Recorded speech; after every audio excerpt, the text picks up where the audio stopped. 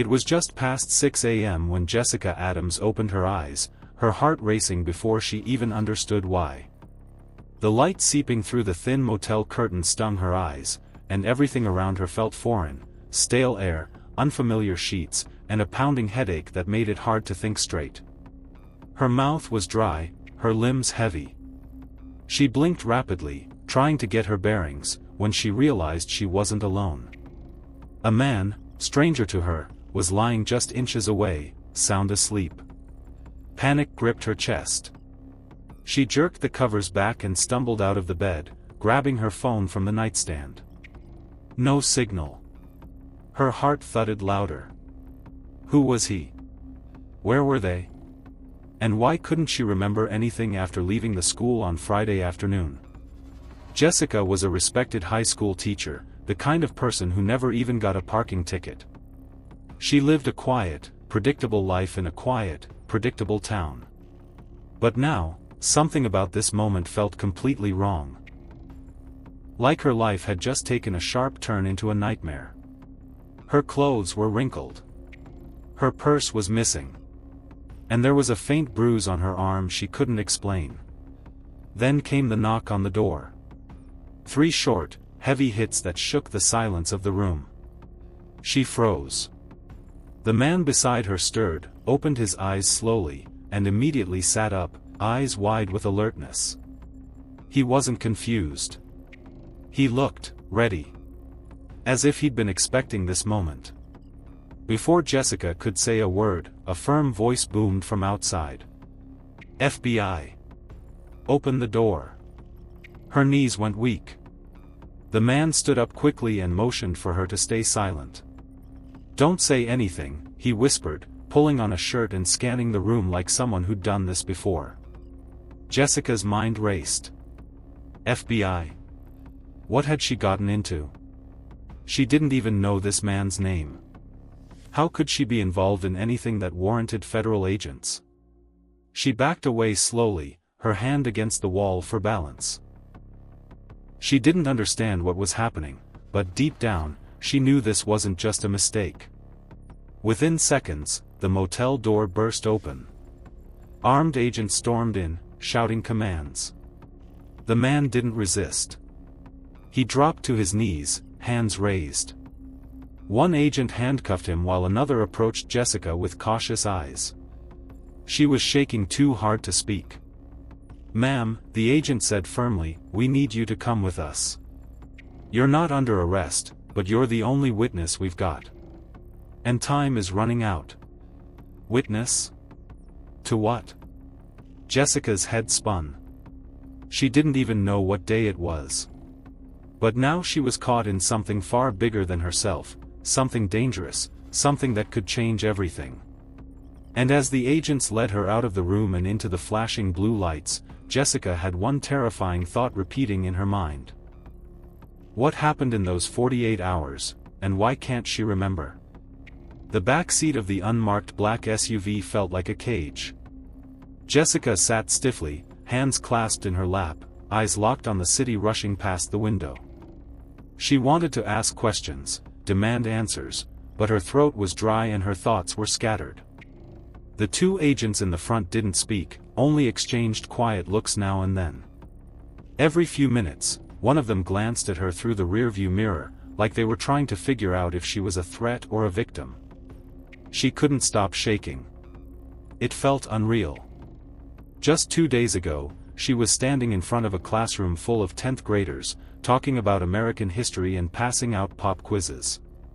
Now she was being driven to an FBI field office with a blank space in her memory and a stranger's face burned into her brain. At the office, she was led into a small, windowless room. No handcuffs, no shouting.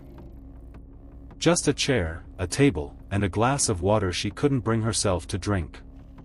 A woman in a navy blazer stepped in a few minutes later. Her badge said Special Agent Renee Marlowe. "Jessica, we're not here to accuse you," she said calmly, setting a folder down on the table. "We believe you were caught in something you didn't see coming. But we need to know what you do remember. Even the smallest detail might help." Jessica leaned forward, her voice barely above a whisper. I don't remember anything. Not after I left work Friday afternoon. I was going to meet my friend for dinner. We were supposed to try that new Italian place near campus. Agent Marlowe nodded, flipping open the file. You never made it to that restaurant. Surveillance caught you on camera at a gas station off the interstate 2 hours later. You were alone. After that, nothing, until you were found this morning. Jessica's stomach turned. She didn't drive out that way. She didn't know anyone out that way. We're trying to figure out why you were with Nathan Cole, the agent continued. He's been on our radar for over a year. Ties to an underground network suspected of trafficking encrypted data across state lines. Sensitive government data. Jessica blinked. The man in the motel. Nathan. She repeated the name silently, trying to find some connection, some memory, anything that could explain how their paths crossed. I don't know him, she said finally. I swear. I've never seen him before in my life. Marlowe watched her closely, then slid a photo across the table. Then explain this. It was a grainy image from a security camera, Jessica, standing beside Nathan at an ATM. She was smiling. Holding his arm. Her chest tightened. That's not me, she whispered. It's time-stamped Saturday morning. That's 18 hours after you disappeared. Jessica shook her head, tears welling up. None of it made sense. The bruise on her arm. The way Nathan looked at her like he knew her. The fact that she felt nothing when she saw that photo. No flicker of memory. No recognition. Just a deep, growing fear. Agent Marlowe stood. You're not under arrest, Jessica. But you're more involved than you realize. Someone chose you, for a reason. The question is, why? Jessica sat frozen, her mind screaming for answers. But deep down, she had a sinking feeling. Someone had erased the truth, and now they were coming for whatever was left. Jessica sat alone in the dimly lit room long after Agent Marlowe left. The walls felt like they were pressing in on her, and that image of her smiling beside Nathan kept flashing in her mind. She didn't remember that moment. She didn't remember him. But the camera didn't lie. And neither did the growing dread in her chest. Across the building, in another room, Nathan Cole was silent too. But unlike Jessica, he didn't look confused. He sat calmly, staring at the wall, fingers tapping a slow rhythm on the table. His lawyer hadn't arrived yet, but he didn't seem concerned. When an agent asked if he knew Jessica, he simply said, "She helped me." She just doesn't remember. That sentence sent chills through every agent in the room. What did he mean by helped? Was she involved voluntarily? Was she brainwashed? Drugged? Or was something even deeper going on? Back in the interview room, Jessica was finally allowed to call someone. She dialed her sister, Emily, hands trembling. But as soon as Emily picked up, Jessica could hear fear in her voice. "Jess? Where have you been?" "The police came to the house yesterday asking questions. They said you were last seen with some guy under investigation for cyber espionage. What's going on?" Jessica swallowed hard. "I don't know. I can't remember anything after Friday." Emily hesitated. "That can't be right. You called me Saturday afternoon. You told me you were going on a trip with a boyfriend?" Jessica froze. "I what?" "You said his name was Nate. You sounded happy. You even told me not to worry if you were out of reach for a couple days." Jessica's hand went limp around the phone. "I never made that call." Emily went quiet on the other end.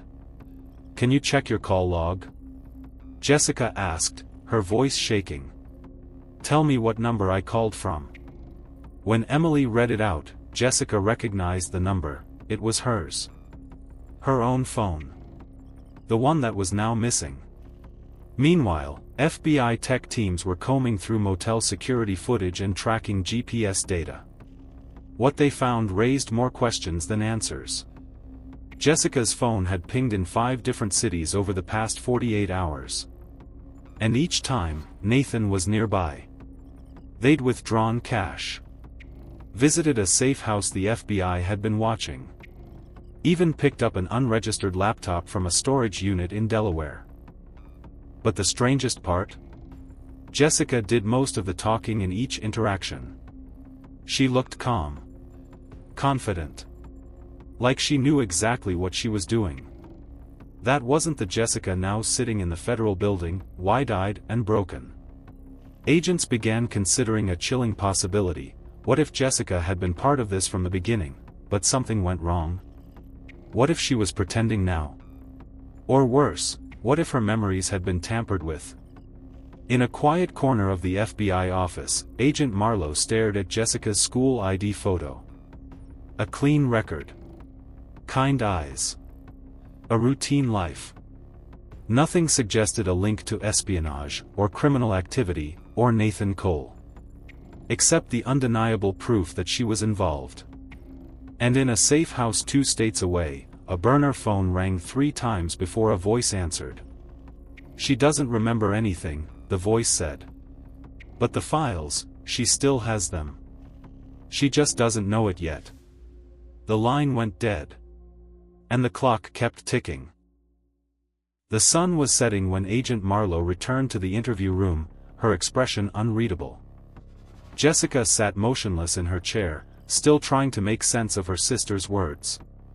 The idea that she had called Emily, sounding happy, while being in the middle of whatever this was, felt impossible. It was like someone else had taken over her body. Her mind. Jessica, Marlowe said, placing a small device on the table. We recovered a voice message from your phone's cloud backup. You sent it Saturday night. I want you to listen. Jessica hesitated, then pressed play. Her own voice filled the room. Calm. Measured. If anything happens to me, don't trust anyone. The files are safe. I don't remember where I put them yet, but when I do, you'll understand everything. She dropped the device, hands trembling. I don't remember saying that. We believe you were drugged, Marlowe said carefully. But not in the way you're thinking. There's a compound, experimental, not public. It's being tested by groups trying to alter short-term memory without leaving physical traces. We think Nathan gave it to you. Maybe more than once. Jessica stared at her, stunned. Why me? That's what we're trying to figure out. But there's something else, the agent continued. There was a flash drive found in the lining of your jacket. Hidden, stitched inside. You had it on when we picked you up this morning. Jessica's eyes widened. I didn't even know that jacket had a lining. The drive contained encrypted files, too advanced for quick decryption. But metadata showed something terrifying: government blueprints, ID numbers, even confidential witness lists. Stolen data. Dangerous data. Jessica's name was now part of a national security investigation. Later that night, she was escorted to a secured safe room inside the FBI's temporary facility. Outside, 2 agents kept watch. Inside, Jessica sat on the edge of a cot, clutching a blanket around her shoulders. Her mind raced with images she couldn't place, flashes of road signs, gas stations, a green door with chipped paint, a leather-bound notebook. Were they memories, or just dreams? Suddenly, a sharp knock. Jessica jumped to her feet. Agent Marlowe's voice came through the door. Jessica, we've just been notified, the safe house where Nathan was being held has been breached. He's gone. The air left Jessica's lungs. Gone, she repeated, barely able to speak. No forced entry. No camera footage. Someone let him out. Jessica's knees gave out. She sat back down, trying to breathe, trying to understand what was happening. Her thoughts spiraled. If Nathan was free, what would he do now? Moments later, a call came through on one of the secured lines. Agent Marlowe took it, listening carefully. Her face went pale. She turned to Jessica. "There was a break-in at your school." Jessica blinked, confused. "My school? Your classroom was torn apart. But nothing was taken, except your personal laptop. Whoever did it knew exactly what they were looking for." Jessica stared at her, heart pounding. Then something clicked. A memory, brief, but sharp, flashed behind her eyes. A storage locker. Somewhere cold. Her voice saying, "This is the only place they'll never look." But before she could say a word, the lights flickered. And somewhere, not far from the compound, a black SUV with no plates pulled up to a back road gate. He was coming back. The power cut out completely. For a moment, everything was silent, no buzzing lights, no humming air vents, just the distant sound of footsteps and radios scrambling outside the door. Jessica stood frozen in the dark, her breath shallow, heart thudding so loud it echoed in her ears. A second later, backup generators kicked in, flooding the hallway with dull red emergency lights. The sudden shift threw sharp shadows across the walls, and every corner now felt like a threat. Agent Marlowe reappeared, holding a secured tablet. "There's a breach," she said, voice clipped and urgent. "Our network's been hit. Someone rerouted our internal cameras and wiped the security logs. Whoever did this, they're inside." Jessica's blood ran cold. "You think it's Nathan?" Marlowe didn't answer. Instead, she handed Jessica a photo just sent to the field office. It was grainy, taken from a street camera less than an hour ago. Jessica's face was unmistakable. She was walking down a sidewalk in D.C., same hairstyle, same build, but it wasn't her. It couldn't be. She was standing right here. Jessica stared at it in disbelief. "That's not me." "We believe it's a decoy," Marlowe said. "Someone using facial reconstruction. A deep fake or maybe even cosmetic surgery. They're trying to move freely while we think you're still in custody." Jessica stepped back, dizzy. "Why would anyone go that far to impersonate me?" "Because whatever is locked in your memory is worth millions, and someone out there is willing to burn the world down to get to it." Before she could respond, another agent rushed in. "Ma'am, we've got activity at the old train yard. Same SUV seen leaving the breach site just parked there. We're tracking movement." Jessica's eyes widened. The train yard. It was one of the flashes she'd seen earlier. The rusted metal. The faint sound of something whistling in the wind. It hadn't been a dream. It was real. "I know that place," she said quietly. "I think I've been there." Marlowe locked eyes with her. "Then we're going there now."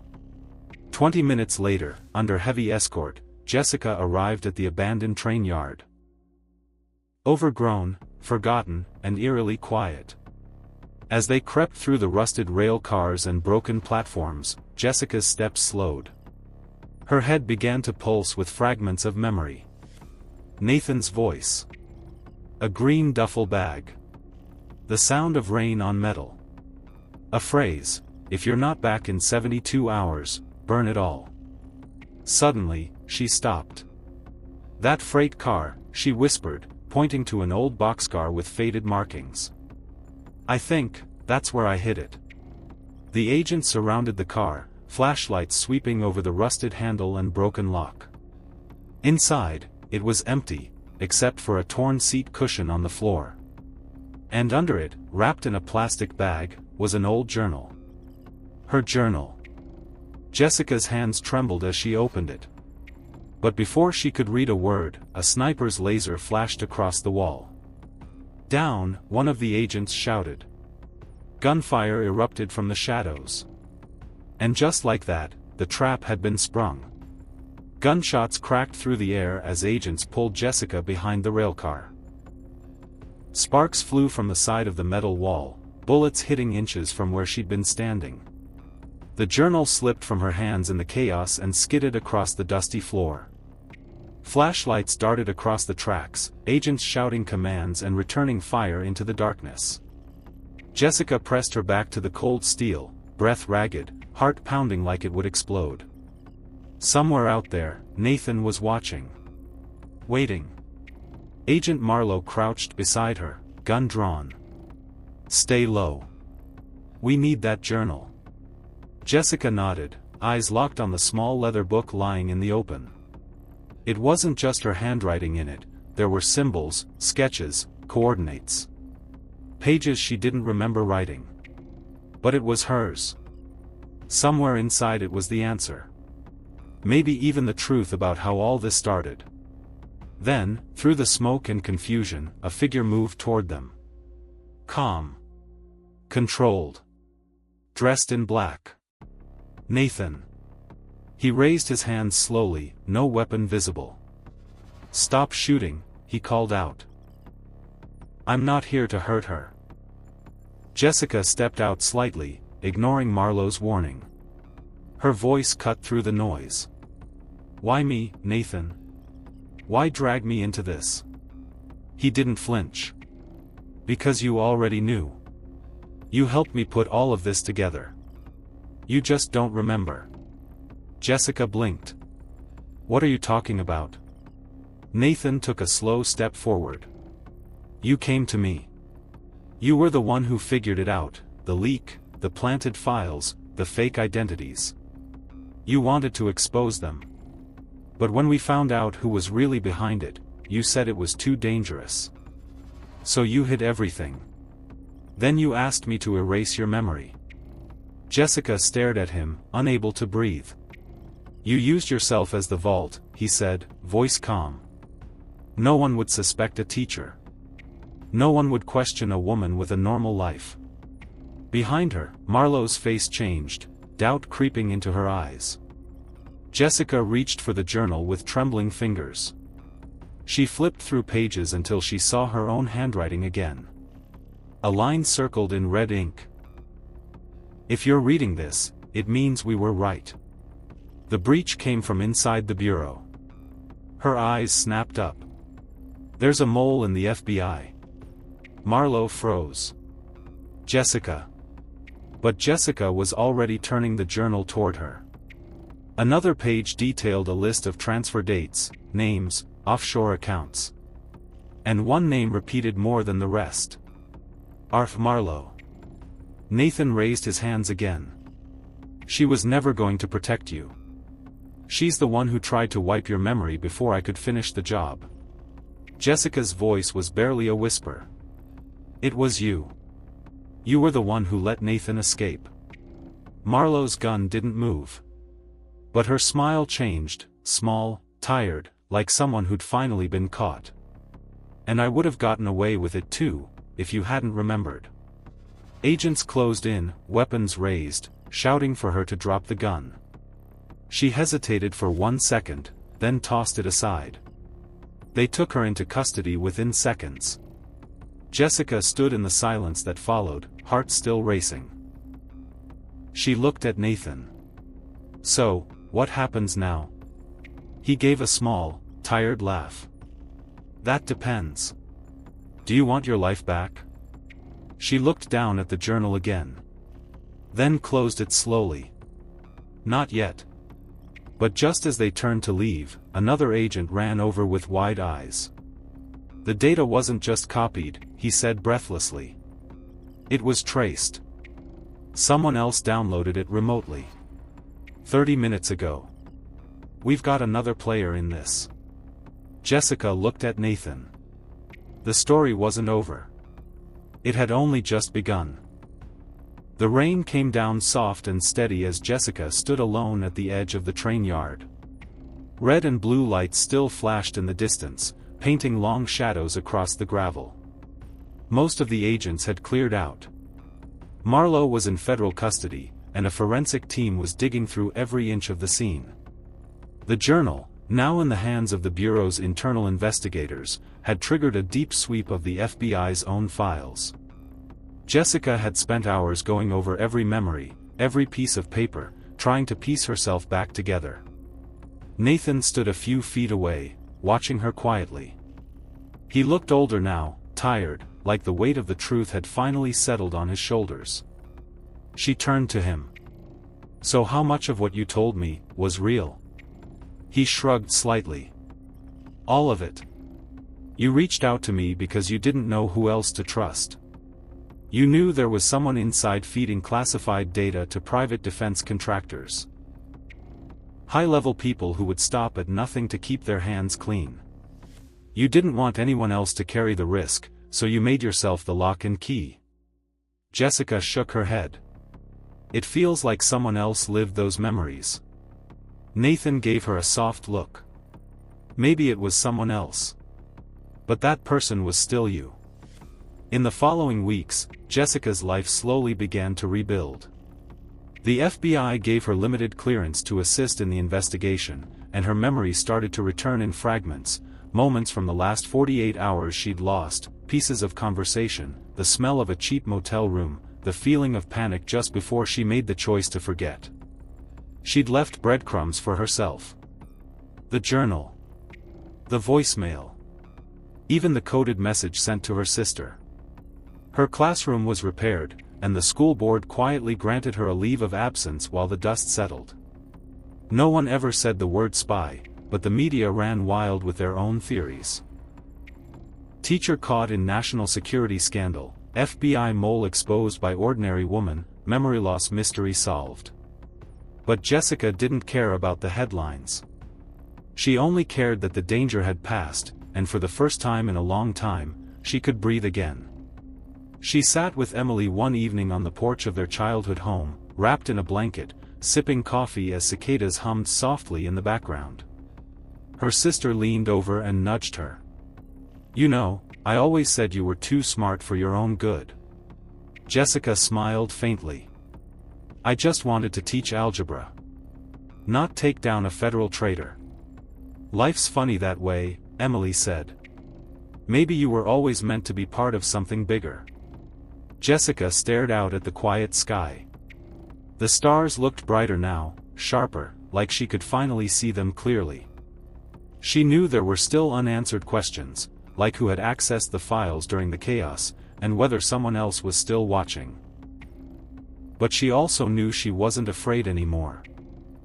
She had faced something terrifying and lived to tell the story. Not as a spy. Not as a victim. Just as a woman who refused to be erased. And somewhere, deep in the archives of a government building, her journal sat locked in a vault. A record of courage. Of sacrifice. Of one woman who forgot everything, and still remembered who she was.